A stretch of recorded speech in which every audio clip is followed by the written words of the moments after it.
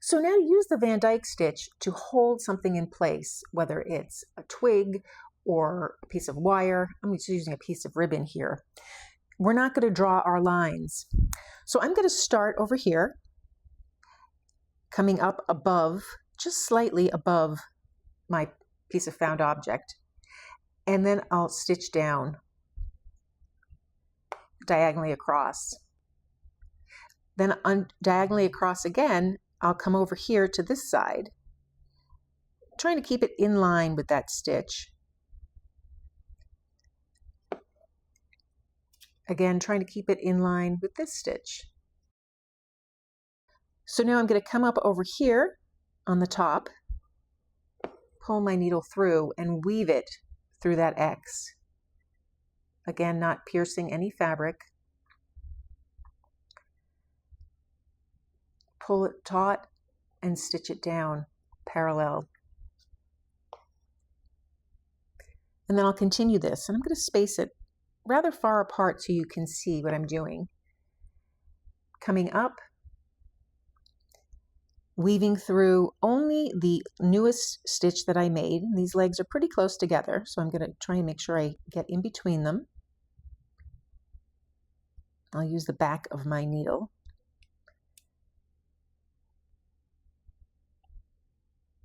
And come up through the last stitch.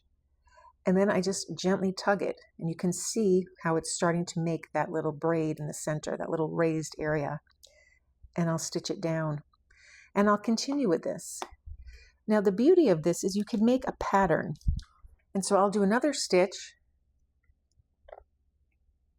over here. Again, trying to keep those stitches somewhat even. Stitch through the last stitch I put down, and depending on the shape of what you're trying to secure, it can be a little awkward, but just keep going with it.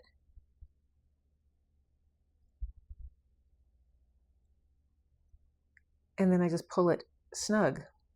Now before I make that stitch, I'm going to take a little stylus here and just pull that together.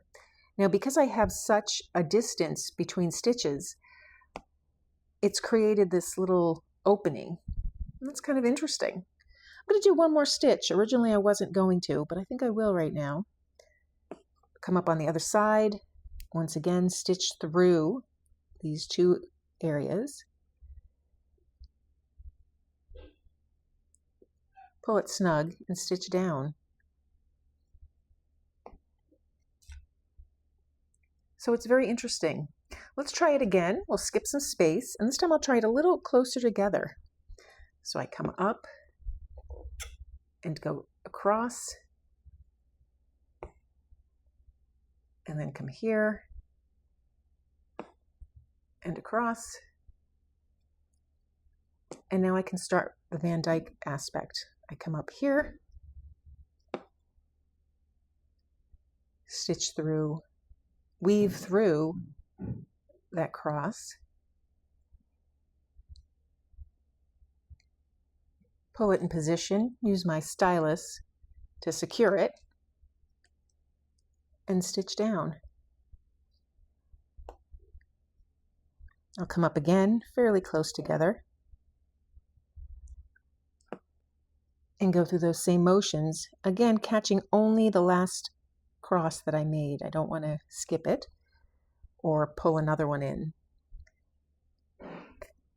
And then I'm starting to really see more of that Van Dyke, the traditional one. Come up here and continue going through the last cross. And I can pull it snug. You can actually see it. And I'll do one more stitch. Again, I'll stick close together.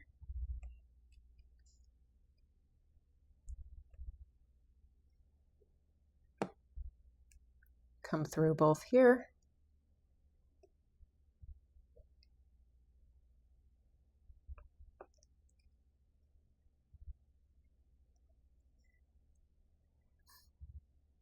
And I have that beautiful Van Dyke stitch. Pull this together, get a little tension there, and stitch down. Now, depending on the opening you have here, you can play with it to tighten it up.